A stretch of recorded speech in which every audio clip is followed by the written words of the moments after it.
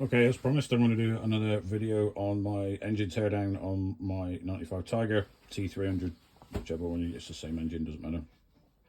I'm quite fortunate with this one. It has got the open top for the sprag clutch. So at the moment, while I'm in this position, that's what is going to be the next video. So obviously, if you're doing this, you can do this if you've got the open top cover. You can do this while it's in the frame. There are a few things, obviously, I've got all this out, so it's much easier for me while I've got everything out. There are a few things, obviously, you're going to check while you're in here, one being the clutch plates, obviously, because that is going to have to come out because there are a few bolts you need to get to. Obviously, the bolt for the bolt that sits inside for the alternator drive, that one there, that's going to have to come out as well.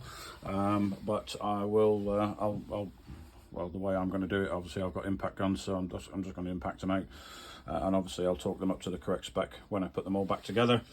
But for now, this is just the start, and I'll be on the next video in a minute. So obviously now taking the clutch back out, which obviously just the 6 bolts and springs. All the clutch plates are out. Obviously you want to probably measure them if you're taking it out, just to make sure there's no excessive wear on. Also have a quick look obviously on the inside of the plates here. If you have got a particularly noisy clutch, you can see just the ridges there where they're starting to wear. There is probably a limit for that, but just keep an eye on that. Make sure there's if you've got a bit of a chattery clutch. So the next thing to do on this one, obviously, we just need to remove the clutch push rod. I've left that in there. Keep the top at. So let's pop that clutch rod out of there. Keep them together. I'm just going to put that to one side for a minute. So the next thing we're going to do is remove the large nut in the centre. Now, ideally, you want a clutch holding tool for this to stop that spinning round. I'm going to cheat a little bit because I've got impact driver, impact gun, so I'm just going to whiz that off, and then obviously I'll get to the next stage. Okay, next stage, obviously once that centerpiece is out with a big nut, just pull the washer out, the big washer out. In behind that, this is going to be a right awkward one. It's going to be fairly easy for me because I'm going to lay it on its side when I put it back together. But to get the clutch basket out, unfortunately, you have to pull this little sprocket out the middle here. If you give the clutch basket a wiggle, as you can see, it will pop out. But unfortunately, it does hold the drive gear for the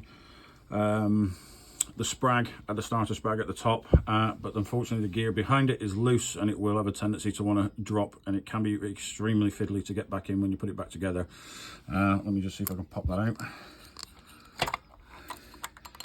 Obviously, pull the needle bearing with it. Put that to one side. Now, in theory, if I can just put my camera down a minute. I haven't got anything to put my camera down. Let's see if I can do this with one hand. The whole clutch basket now will come out and pass there. You can just drop that out of the way. As you can see, the drive gear for the sprag and the oil pump drive down the bottom there. This gear in the middle, as you can see, isn't actually fixed to anything. It's just literally floating in there. So you need to, when you put it back together, that is going to be a bit of a pig to line up with the clutch basket. So once you're inside there, obviously, the reason we need to take that out to do the sprag at the top is because that bolt needs to slide backwards from the other side, but I will show you that in a second so you can actually get the sprag itself. Okay, so once you've removed the bolt out the middle, this will just slide off the spline drive in the middle there. So now you can see the reason that pushes in and out like that. You can see the spline if I push it from the other side. But this does need to come out just to be able to get the sprag out. Let me just push that to one side. You'll see me pulling the bolt from the inside, and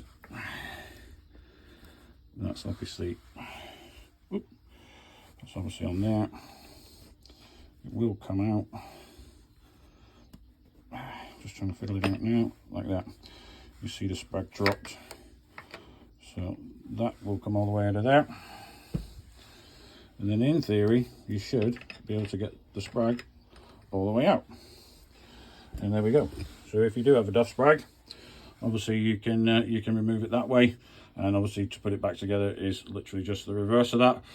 I'm also going to be doing it the other way. There's nothing wrong with my sprag, so I'm actually going to put that back in now, because I am going to take the underside of the engine off and show you from the underside how it would be if you didn't have the access cover on the top. Hope this has helped.